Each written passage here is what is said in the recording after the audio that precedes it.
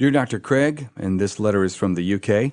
Despite being an atheist agnostic, I'm very captivated by your writings and debates. My question relates to your claim that something emerging from nothing is nonsensical.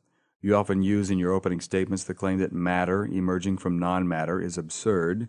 This appears to be a logical law that is very hard to disagree with. Something from absolutely nothing is impossible. However, you seem to argue that positing an enormously powerful deity makes this claim any less absurd. If something emerging from nothing is just generally a logical absurdity, how does positing a God solve this? You don't offer any logical argument for how such a deity would accomplish this feat. You merely claim that the idea of it happening without a God isn't viable. How would you defend your claim that getting something from nothing is possible with an enormously powerful being?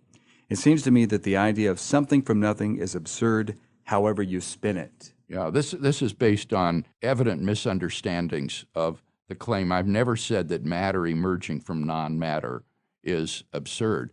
What I've said is, as he more correctly puts it, is that something cannot come from nothing. Now, what that means is that if anything comes into being, there has to be a cause of that. And this cause could either be an efficient cause or a material cause, or it could be both. It's saying there needs to be some sort of a cause for why something comes into being out of nothing. Now, what he seems to misunderstand this as is saying that if a material object comes into being, there has to be a material cause of it. But I've never asserted such a thing, and I don't think, in fact, that's true. There could be an efficient cause that brings the matter and energy into being in the first place. And in that case, you don't get something coming from nothing. You have a cause.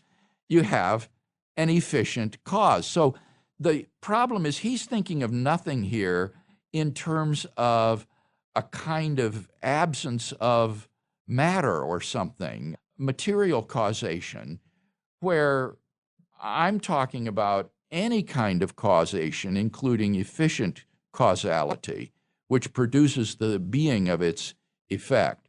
So when we say that God is the efficient cause of the matter and energy in the universe, and that there is no material cause of the universe, we're not asserting that something came from nothing. Quite the contrary, we're saying that there was an efficient cause which brought the matter and energy into being.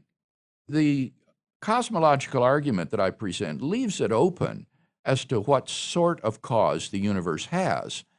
But it is when you realize that all space-time, matter and energy had a beginning before which they did not exist, that you see that the universe cannot have a material cause of its origin, and therefore it must have an efficient cause which created the matter and energy and the space and time in being.